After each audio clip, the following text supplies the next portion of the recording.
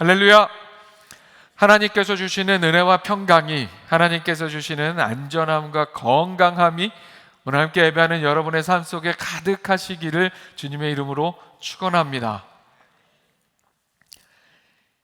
7살에 첼로를 처음 연주하기 시작했다. 2001년 그는 우수한 성적으로 명문 서울 예원학교에 입학했으며 2002년에는 줄리아드 프리칼리지 전액 장학금을 받고 입학하였다.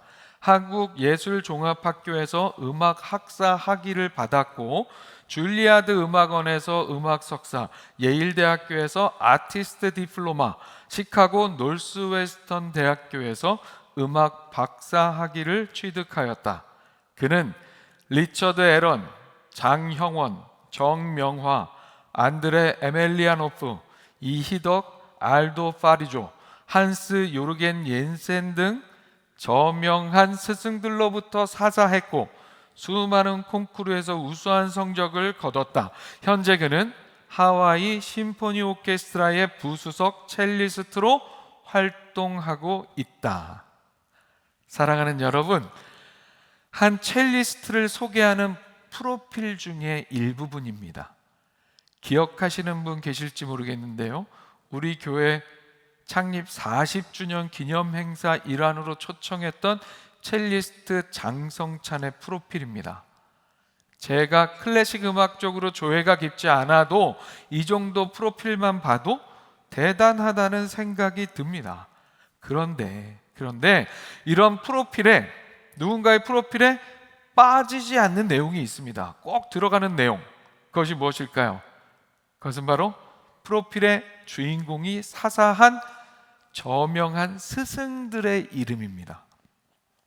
그렇게 이름만 언급해도 알만한 저명한 스승들로부터 사사했다는 그 자체가 그 분야에 있어서는 공식력 있는 추천서요, 이력이 되기 때문입니다. 이 첼리스트 장성찬의 프로필에 소개된 그가 사사한 스승들도 보면 면면이 아주 훌륭합니다. 미국을 대표하는 음악가, 러시아, 브라질, 덴마크 출신의 세계적인 첼리스트, 더불어 클래식을 잘 모르는 저도 이름만 들어도 다 아는 정명화 같은 한국을 대표하는 첼리스트이자 세계적인 음악가도 그 스승의 명단에 포함이 되어 있습니다.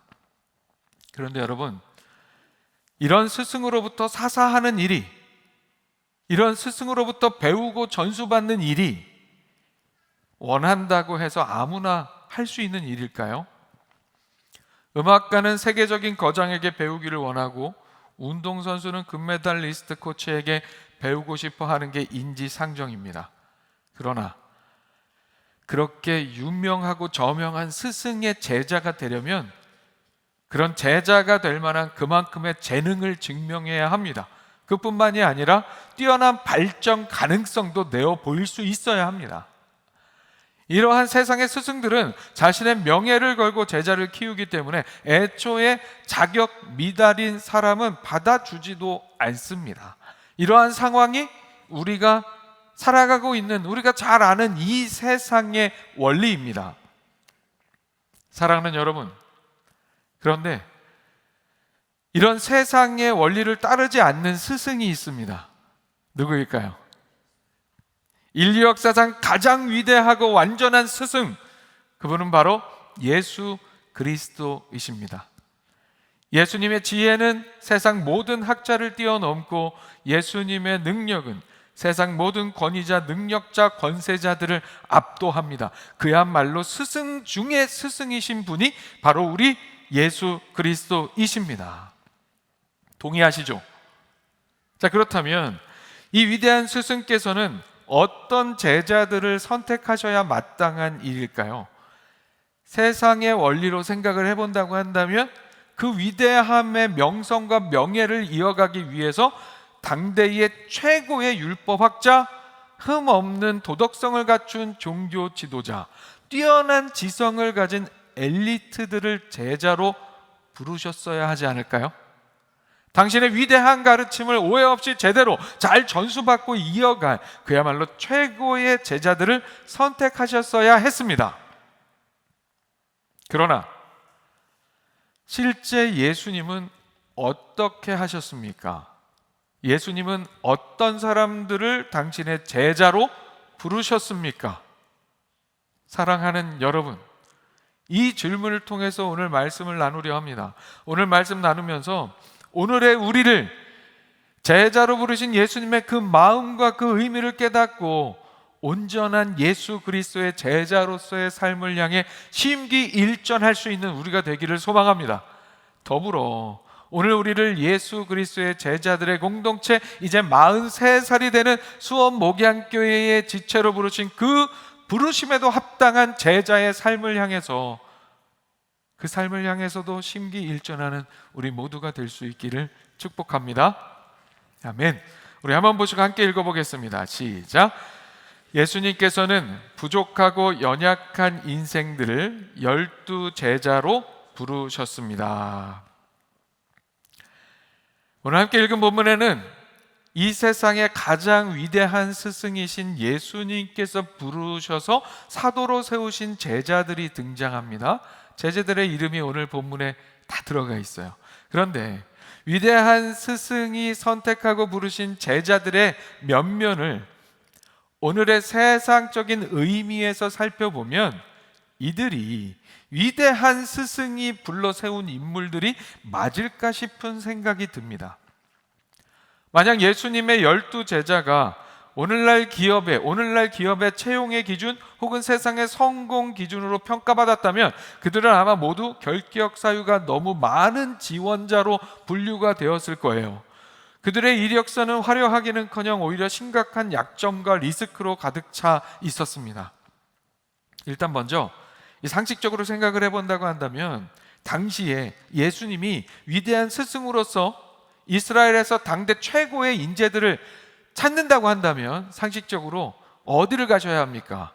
당시 종교와 지성의 문화의 중심지였던 예루살렘으로 가셨어야 했습니다. 그러나 예수님은 예루살렘의 엘리트가 아닌 변방 갈릴리의 이름 없는 사람들을 찾아가셨습니다. 예수님의 제자 다수는 어부였습니다. 물론 당시 어업이 가난한 직업은 아니었어요. 베드로와 안드레, 야고보와 요한은 배와 그물을 소유한, 오늘로 치면 작은 사업체 사장님 정도는 되는 인물들이었습니다. 하지만 중요한 것은 그들의 직업이라기보다는 그들의 출신이었습니다. 그들은 학문이나 지성, 율법 등과는 거리가 먼 평생 거친 바다에서 노동으로 잔뼈가 굵은 사람들이었습니다.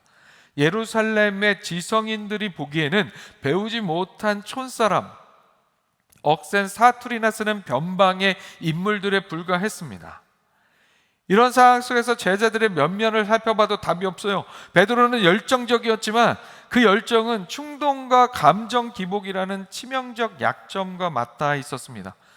중요한 순간 감정을 제어하지 못해 함부로 칼을 휘둘렀고 결정적인 위기 앞에서는 예수님을 3번이나 부인했습니다. 안드레는 리더십이 부족한 소심한 인물로 알려져 있어요.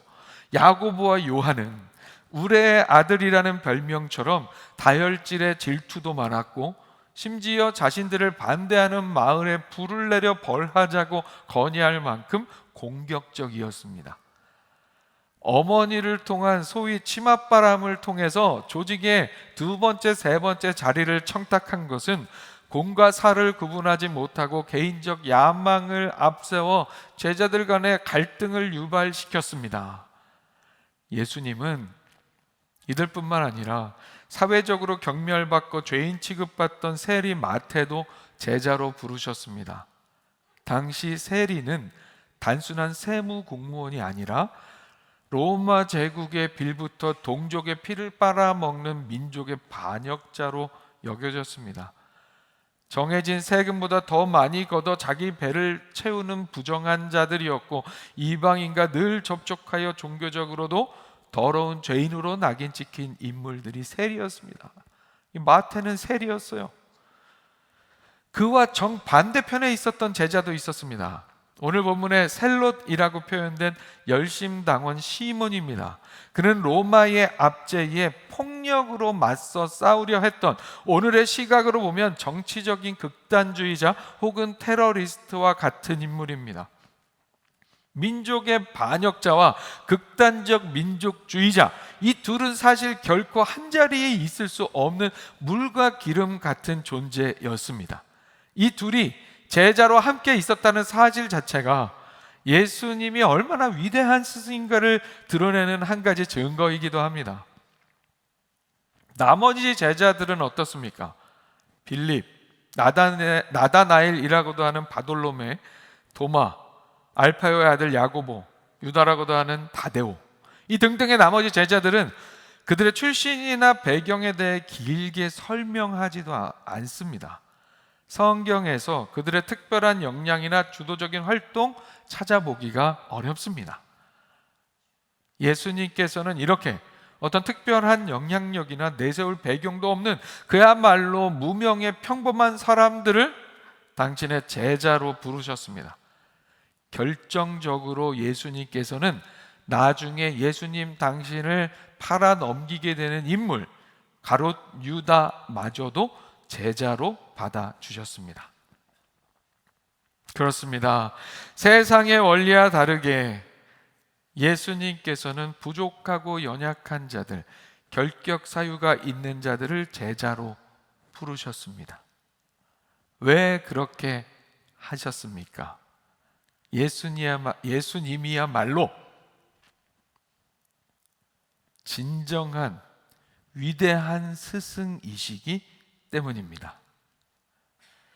예수님이야말로 진정한 위대한 스승이기 때문이에요. 예수님이라는 스승 앞에서는 제자가 누구인가? 제자가 어떤 능력과 가능성을 가지고 있는가는 중요한 것이 아니었습니다. 중요한 건 스승이 예수님이라는 사실이었습니다. 아무리 부족한 인생이라도, 연약한 인생이라도 예수님이라는 스승을 만나면 그 인생이 변화될 수 있기 때문입니다. 세상의 스승은 아무리 가르쳐도 안 될 인생이라 할지라도 예수님을 만나면 달라질 수 있기 때문입니다. 세상의 기준으로 보면 도저히 위대한 스승의 제자라고는 할 수 없는, 오히려 연약하고 부족한 인생, 약점이 가득한 인생, 내세울 것 없는 인생들을 위대한 스승 예수님께서 그렇게 제자로 부르셨습니다. 그런데 결과는 어떻게 되었습니까? 결과적으로 이 제자들은 인류의 역사를 바꾸고 세상을 변화시키는 복음의, 예수 그리스도의 복음의 핵심 증인이 되었습니다. 이유가 무엇입니까? 중요한 것은 그들의 스펙이 무엇이었느냐? 아니었습니다. 정말로 중요한 것은 바로 그들이 누구에게 부름을 받았고 누구와 함께 있었는가 하는 그 사실에 있었습니다. 그들은 부족했지만 위대한 스승 예수님께 부름받았습니다. 예수님은 그들의 이력서나 배경을 보지 않으셨습니다. 그들의 연약함과 실패의 가능성까지도 모두 아셨지만 그럼에도 불구하고 그들을 부르셨고, 그 예수님의 부르심 자체가, 예수님의 부르심 자체가 그들의 존재 가치를 바꾸어 놓았습니다. 그들은 3년간 예수님과 함께 먹고 자고 걸었습니다. 사랑하는 여러분, 세상 최고의 스펙은 예수님과의 동행인 줄로 믿습니다. 그 시간 속에서 그들의 모난 성품은 점점점 다듬어져 갔고 편협한 시각은 넓어졌으며 이기적인 야망은 거룩한 사명으로 변화될 가능성이 주어지게 되었습니다. 실패하고 넘어져도 다시 일으켜주시는 예수님 곁에서 제자들은 성장할 수 있었습니다. 사실 여러분, 이 세상에서 강하다고 생각하는 사람들, 자신이 능력 있다고 생각하는 사람들은 예수님을 스승으로 모시고 싶어 하지 않습니다. 자신의 힘과 능력, 지혜, 세상적인 의미에서의 권력과 권세를 의지하고 믿으려 합니다. 소위 나 잘났다고, 내 주먹을 믿는다고 하는 삶이 그런 삶입니다.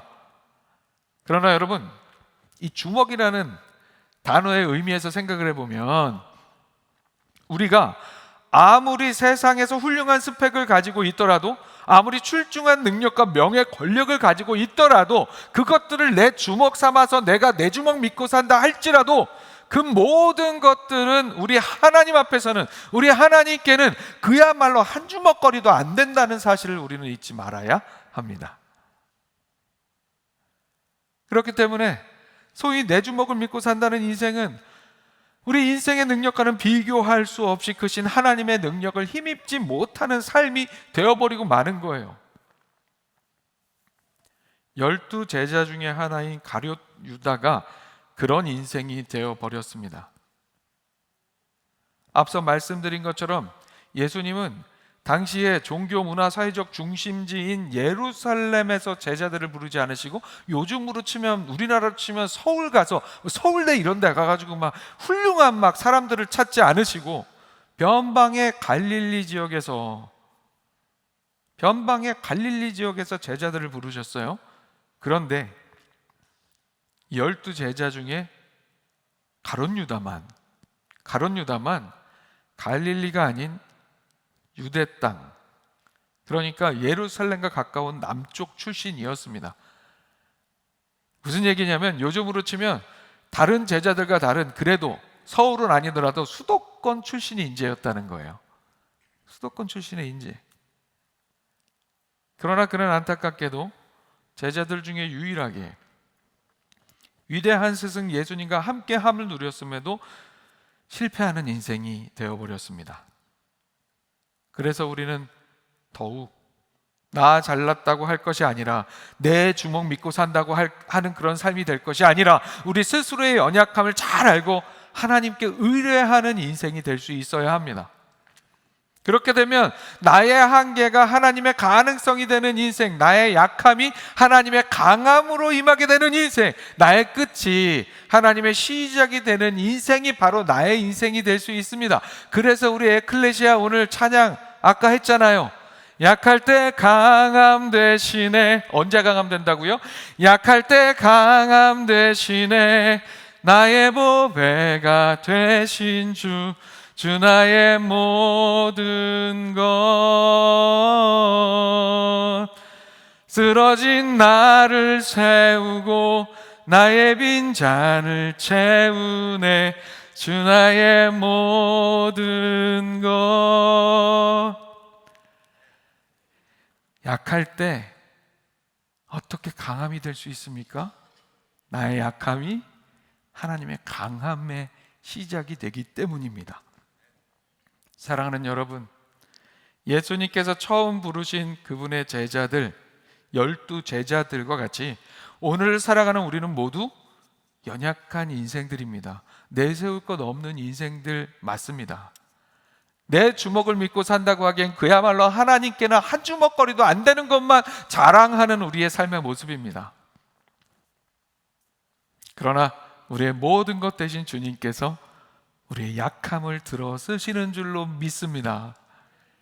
행여 내가 세상적으로 보잘것 없는 존재라 하더라도 하나님께서는 그런 우리를 부르셔서 하나님 나라의 역사에 동참시키기를 원하십니다.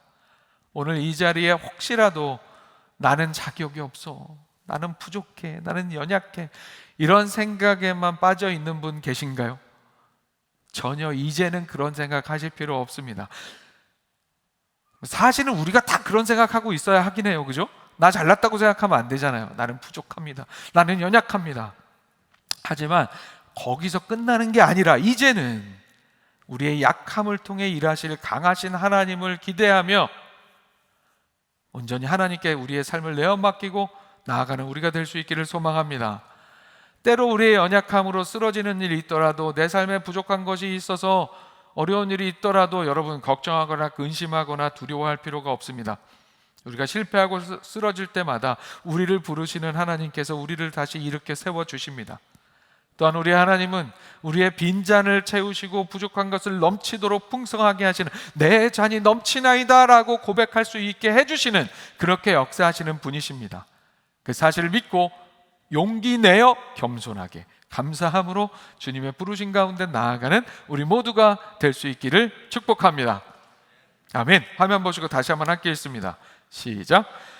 12제자를 부르신 것처럼 오늘의 우리도 제자로 부르십니다. 사랑하는 여러분, 그렇게 연약한 우리를 오늘도 하나님께서 부르신다고 말씀드렸어요. 그렇다면 우리는 어떤 하나님의 부르신 가운데 나아가야 합니까? 오늘의 우리도 예수님께서는 12제자 부르신 것과 같이 예수님의 제자로 우리를 부르십니다. 오늘 우리를 제자로 부르시는 이유도 우리가 뭔가 자격이 있거나 잘났거나 능력이 있어서가 아닙니다. 그렇다고 우리에게 뭔가 분명한 발전의 가능성이 보여서도 아니에요. 우리 스스로 겸손하게 우리의 인생을 돌아보면 우리는 주님 없으면 정말 답 없는 인생들 아닙니까? 주님 없으면 정말 답이 없는 인생들이 바로 우리잖아요.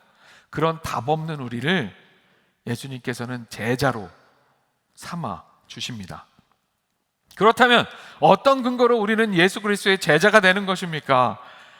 오늘 본문에 쓰여져 있는 이름들 12제자들은 예수님께서 직접 부르시고 예수님과 물리적으로 함께 먹고 자며 그분을 따랐습니다. 그런데 그때로부터 2000여 년이 지난 오늘날 우리는 그러면 어떻게 예수 그리스도의 제자가 될 수 있습니까?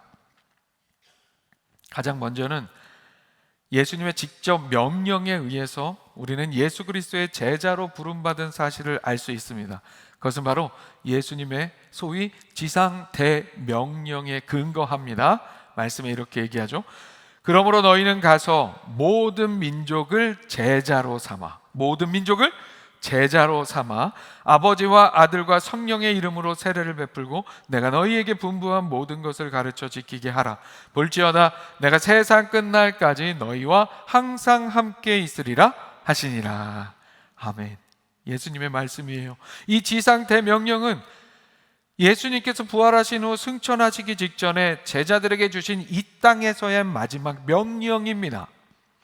예수님께서는 단순히 복음을 전하는 차원을 넘어 모든 민족, 즉 모든 사람들을 제자로 삼으라고 말씀하셨습니다. 제자로 삼는다는 것은 모든 민족에게 가서 만나서 삼위일체 하나님의 이름으로 세례를 주고 예수님께서 분부하신 모든 것을 가르쳐 지키게 하는 것을 의미합니다. 즉 예수님의 가르침을 배우고 그 말씀대로 지키는, 말씀대로 살아내는 사람을 만드는 것이 바로 제자를 삼는 일입니다. 그렇게 이 명령의 현재적 수신자이자 수행자가 바로 우리들이라는 말씀입니다.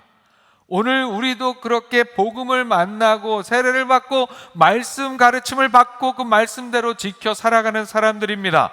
그래서 오늘의 우리도 제자로 부름받은 삶입니다. 또한 우리도 누군가를 제자 삼아야 하는 삶입니다.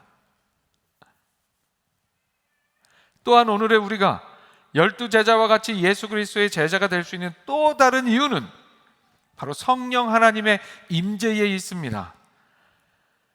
예수님께서는 지상 대명령에서 모든 민족을 제자로 삼으라고 하시면서 예수님께서 12제자와 함께 하셨던 것처럼 제자로 삼는 모든 사람들과 세상 끝날까지 항상 함께 있겠다고 약속해 주셨습니다. 부활하신 후 하늘 보좌로 승천하신 예수님께서 그러면 어떻게 우리와 항상 함께 있을 수 있습니까? 바로 성령의 임재를 통해서입니다. 2000년 전 제자들이 예수님과 물리적으로 함께 거하고 동행했다면 오늘의 우리는 예수 그리스도의 제자로 부름받아 성령님을 통해 예수님께서 우리 안에 거하시는 더 깊고 친밀한 경험을 할 수 있습니다. 요한복음에 예수님의 이런 말씀이 기록되어 있습니다. 보혜사 곧 아버지께서 내 이름으로 보내실 성령 그가 너희에게 모든 것을 가르치고 내가 너희에게 말한 모든 것을 생각나게 하리라. 아멘. 성령님은 우리 안에서 예수님의 가르침과 모든 말씀을 생각나게 하시고 우리를 진리 가운데로 인도하시는 스승의 역할을 하십니다. 성령님을 통해 예수 그리스도가 우리와 함께 하시는 거예요. 내 안에 그리스도가 사시는 것이라는 사도 바울의 고백이 바로 이런 삶을 의미합니다. 그렇게 우리의 연약함, 우리의 부족함과 상관없이 예수님께서는 오늘도 우리를 예수님의 제자로 부르시고 성령을 통해 우리와 함께 해 주십니다. 사랑하는 여러분, 그래서 우리는 영적 자존감을 가지기에 충분합니다. 교회에서 신앙생활하면서 나는 이것도 잘하고 나는 이것도 있고 나는 잘났어 하는 그런 교만, 이건 아주 심각한 문제이죠. 하지만 이것도 문제예요. 나는 부족해, 나는 자격이 없어, 나 못해, 나는 이렇게만 하는 지나친 겸손도 문제입니다. 겸손해야 되는 건 맞는데 거기서 끝나면 안 된다는 거예요. 우리는 부족하고 자격이 없는 것은 맞지만 우리가 누구의 제자가 되는 거예요? 누구의 제자로 부름받았어요? 예수 그리스도의 제자로 부름받았기 때문에, 우리를 제자로 부르시는 분이 예수 그리스도이시고 우리의 아버지 하나님이시기 때문에 나 부족하다는 자각에서 그치는 게 아니라 부족하지만 스승 대신 예수 그리스도를 힘입어 내가 할 수 있어라는 영적인 자존감으로 나아갈 수 있어야 한다는 거예요. 사랑하는 여러분, 복 받기 원하십니까? 우리의 복은 사실 그 사실에 있습니다. 무슨 사실입니까? 예수님께서 연약하고 부족한 우리를 제자로 부르셔서 우리의 스승이, 예수 그리스도께서 우리의 스승이 기꺼이 기쁨으로 되어주신다는 사실이 우리의 가장 큰 복인 줄로 믿습니다. 사랑하는 여러분, 예수님께서는 결코 뭔가 예수님께서 예수님을 막 드러내기 위해서 예수님이 본체 하나님이시니까 그냥 뭔가 그렇게 특별해 보이기 위해서, 혹은 뭔가 사람들이 눈에 띄기 위해서, 막 튀어 보이기 위해서, 그러기 위해서 당시 그렇게 세상의 원리와 다른 모양새로 제자들을 선택하신 것이 아니었습니다.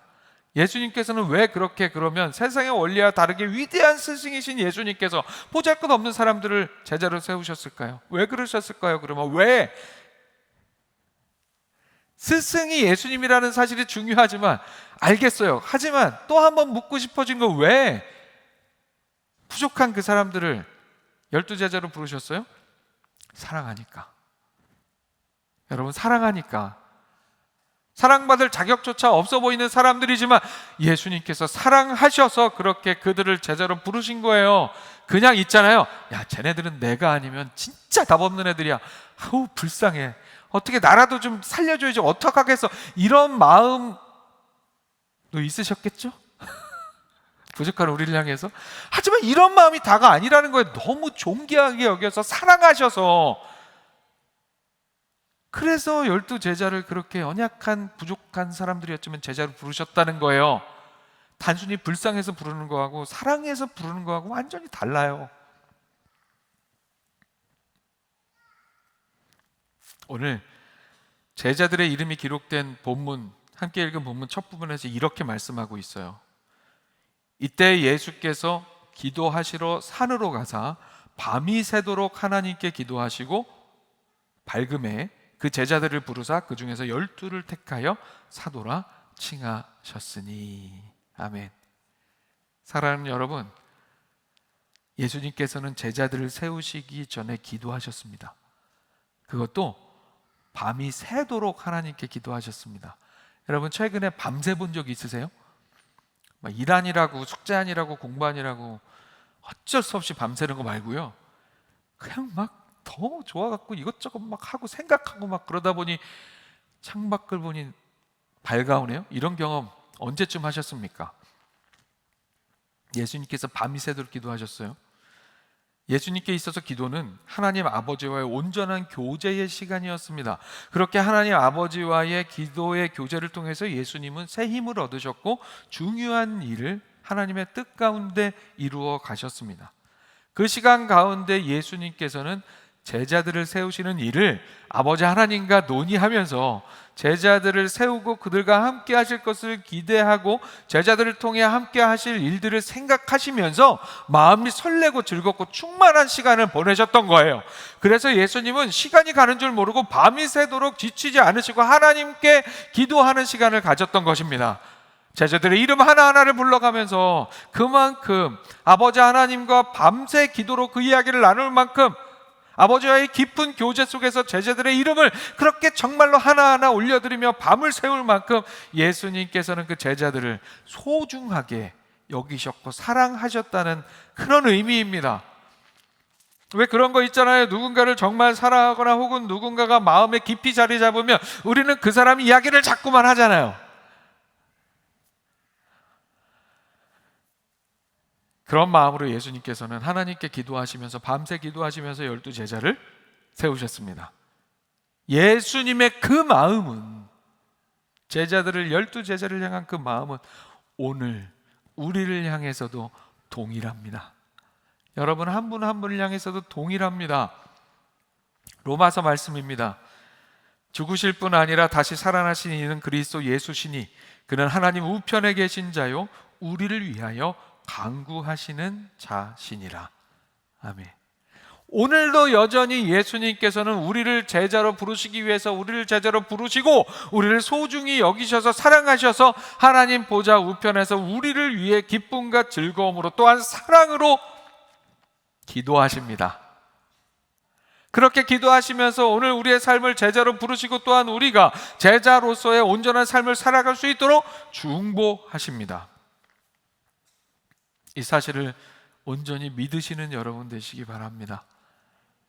이 사실을 우리가 알고 믿는 이상 우리는 나는 이것도 잘하고 저것도 가진 사람이야 라고 자랑할 필요도 없고 교만할 필요도 없고 나는 이것도 없고 저것도 부족해라며 절망할 필요도 없습니다. 세상 가장 위대한 스승이신 예수님께서 우리를 당신의 제자로 부르셨기 때문입니다. 이 세상의 원리에 속하는 세상의 위대한 스승들은 완성될 작품을 고르지만 우리의 위대한 스승이신 예수님께서는 깨지고 버려진 돌멩이를 들어 당신의 손으로 직접 아름답게 조각하시는 분이십니다. 그렇게 우리를 제자로 부르시고 성령으로 함께 하시며 제자로 다듬어 가십니다. 그렇다면 우리는 어떤 삶을 살아야 합니까? 제자로서의 부르심에 합당하게 세상의 가장 위대한 스승이신 예수 그리스도의 제자다운 삶에 최선을 다할 수 있어야 합니다. 우리의 자격, 우리의 노력이 아니라 하나님의 은혜가 우리를 예수님의 제자로 만듭니다. 우리는 이 사실 위에서 흔들리지 않는 인생의 토대를 세워야 합니다. 자격은 은혜로 얻었어요. 하지만 제자에게는, 부름받은 제자에게는 불러주신 스승을 기쁘게 할 책임이 남아 있습니다. 그 책임을 다하는 우리가 될 수 있기를 소망합니다. 오늘 말씀 기억하면서 예수 그리스도의 제자로 부름받은 우리의 삶을 다시 한번 돌아보며 스승을 기쁘시게 하는 온전한 제자의 삶을 향하여 심기일전하는 우리 모두가 될 수 있기를 축복합니다. 말씀 마칩니다. 사랑하는 여러분, 예수님께서는 참으로 부족하고 연약한 인생들을 12제자로 부르셨습니다. 그렇게 예수님을 만나 예수님과 함께한 제자들은 인류의 역사를 바꾸고 세상을 변화시키는 복음의 핵심 증인들이 되었습니다.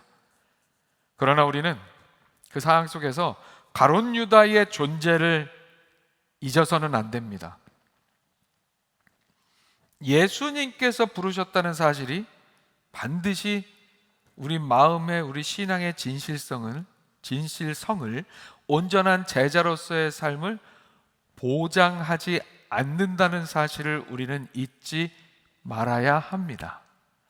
스승이신 예수님께서 능력이 없어서가 아니라 우리를 정말 사랑하시기 때문에 우리와 우리 스스로의 마음에서 우러나는 사랑을 나누시기 원하시기 때문에 우리에게 그런 선택과 자유권을 주신 거예요.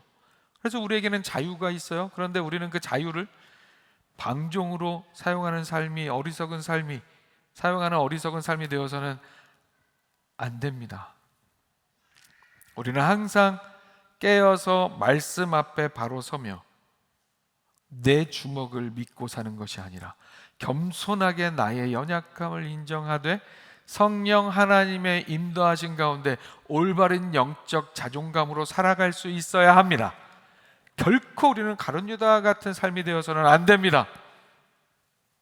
오늘의 우리도 처음 12 제자들과 같이 모두 연약하고 부족하고 자격 없는 삶이지만 예수님께서는 사랑의 기도로 중보로 우리를 제자로 부르시고 성령으로 우리와 함께 하시며 우리를 온전한 제자로 세워가십니다. 이러한 예수 그리스도를 통한 하나님의 부르심 앞에서 온전히 제자다운 삶을 살기 위해 최선을 다하는 우리 모두가 될 수 있기를 소망합니다. 더불어 우리 수원 목양교회 지체로 부름받은 우리의 사명의 삶을 또한 기억하면서 이제 43살이 되는 우리 교회를 하나님의 뜻 가운데 귀하고 아름답게 세워나가는 일에도 기쁨으로 감사함으로 쓰임받는 온전한 예수 그리스도의 제자다운 우리 모두의 삶이 될 수 있기를 소망합니다. 문장이 길었는데 무슨 말인지 이해하시죠? 그런 삶이 되기 위해서 오늘 예배 이후에 우리가 가장 중요하게 여기고 실천해야 할 한 가지, 주야 기도회는 당연한 거고요, 오늘 주 오후 기도회 당연한 거고요, 43살이 되는 우리 교회 감사하며 기도하는 시간 위에 써 있죠? 내일 새벽을 깨우는 일입니다. 여러분, 예수 그리스도의 제자다운 삶에 내일 새벽을 깨움으로 큰 발걸음 한 걸음 내디러 함께 걸어가는 우리 모두가 될 수 있기를 주님의 이름으로 축원합니다. 아멘. 기도하겠습니다. 사랑하는 하나님 아버지, 오늘도 이 귀한 예배 가운데 말씀으로 우리를 만나주시니 감사합니다. 오늘 주신 말씀 기억하며 예수님의 온전한 제자로 살아가는 우리가 되기를 소망합니다. 세상 가장 위대한 스승이신 예수님께서 연약하고 부족한 자격 없는 이들을 12 제자로 세우신 그 사랑과 은혜의 원리 안에서 오늘도 동일하게 우리를 제자로 부르심을 온전히 깨닫는 우리가 되게 하여 주시옵소서. 우리를 제자로 부르시고 성령으로 동행하시며 우리를 온전한 제자로 세워가시는 예수님의 부르심 앞에 겸손하고 감사하게 서는 우리 모두가 되기를 소망합니다. 오늘의 우리가 예수님의 제자로서의 그 부르심에 합당한 위대한 스승이신 예수님의 제자다운 삶을 향하여 최선을 다해서 하루하루 더욱더 주님의 제자다운 삶으로 변화되게 하여 주시옵소서. 그렇게 온전한 제자의 삶으로 우리를 부르신 수원 목양교회 지체로서의 삶도 귀하고 아름답게 이루어나가는 우리 모두가 되게 하여 주시옵소서. 주시는 모든 은혜에 감사드리며 예수 그리스도의 이름으로 기도합니다. 아멘.